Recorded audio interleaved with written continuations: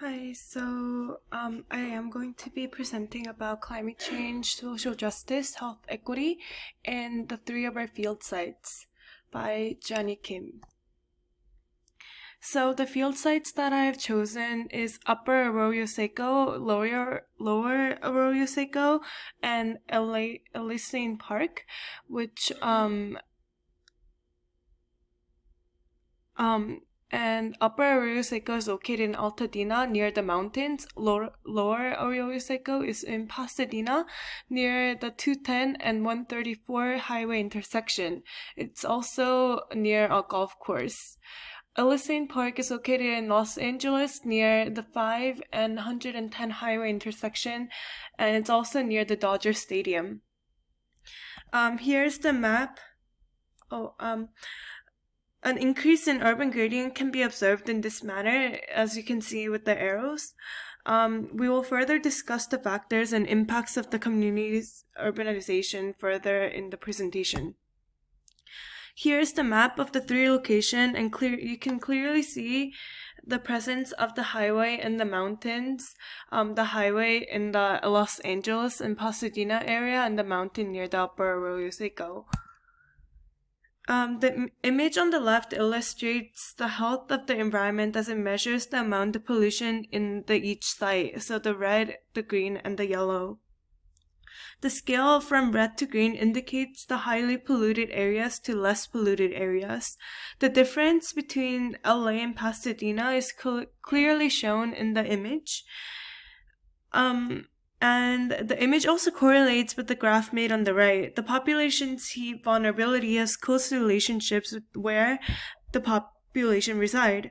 Population in Lower Arroyo Seco is the least vulnerable, and Elysian Park is the most, and Upper Arroyo Seco is in between.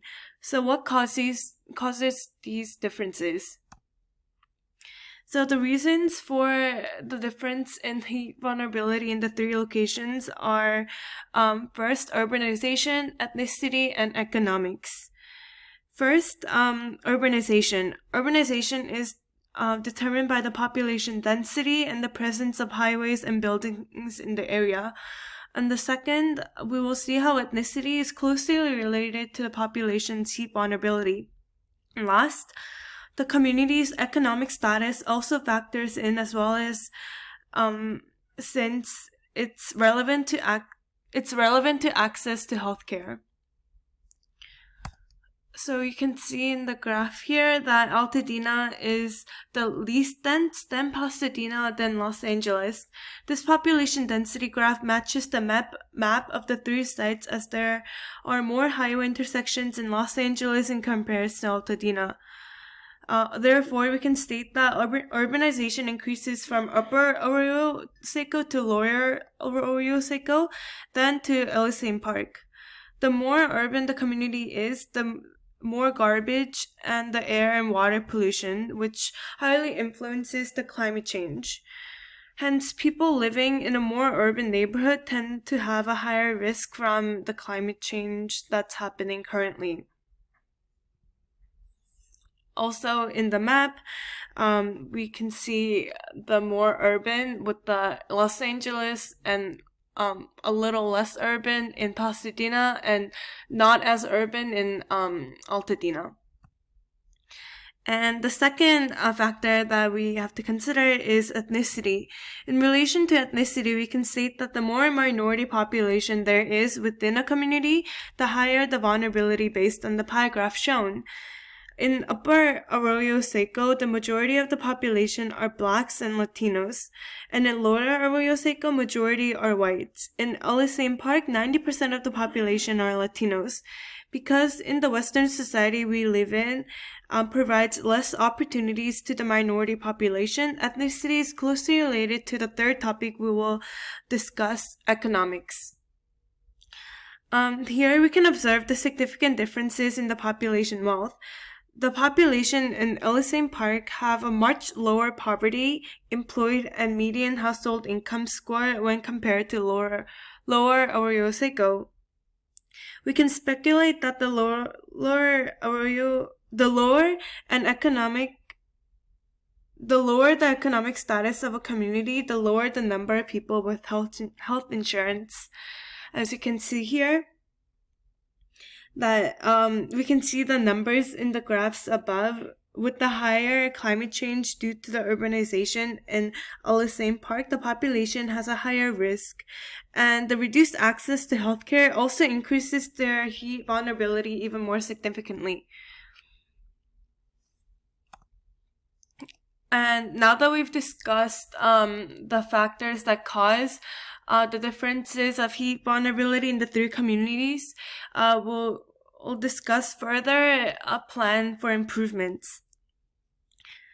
So urbanization, ethnicity, and economic states all have positive feedback and increased heat vulnerability in Alisane Park. So how can we improve our community? In the article Ecological and Evolution Consequences of System Racism in Urban Ecosystems, states that urban biodiversity, and plant in particular, is positively correlated with the neighborhood's health. Therefore, re-establishing residential green space and actively planting native plant species in urban community is very important. In relation to climate change, because we can observe that the wealthier the community, the more residential green space and lower the maximum heat range, it is important to bring more green space to urban cities. So that's one of the reasons why planting and re-establishing natural habitat is important. And also in relation to health equity, lowering the temperature also improves health equity since it reduces the risk of health concerns.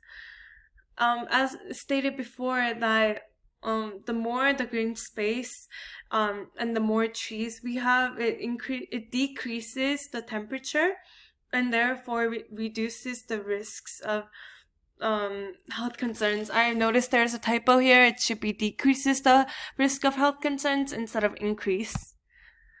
And so lastly, social justice. To mend social inequity in the three communities, increasing green space is also important. When deciding for places to live, we tend to look for visual aesthetics in the community. And therefore, since the more green space we have and the more trees and more recreational places, the residential areas will be more diverse with more different populations instead of just the minority groups. So as you can see here, that the lower the community, the higher the temperature, the higher the heat vulnerability, and the higher the population density, and they all correlate with each other. And therefore, we have to be active in trying to reestablish the natural habitat and natural biodiversity within plants and different species in the community. And that concludes my presentation. Thank you so much for watching. Bye.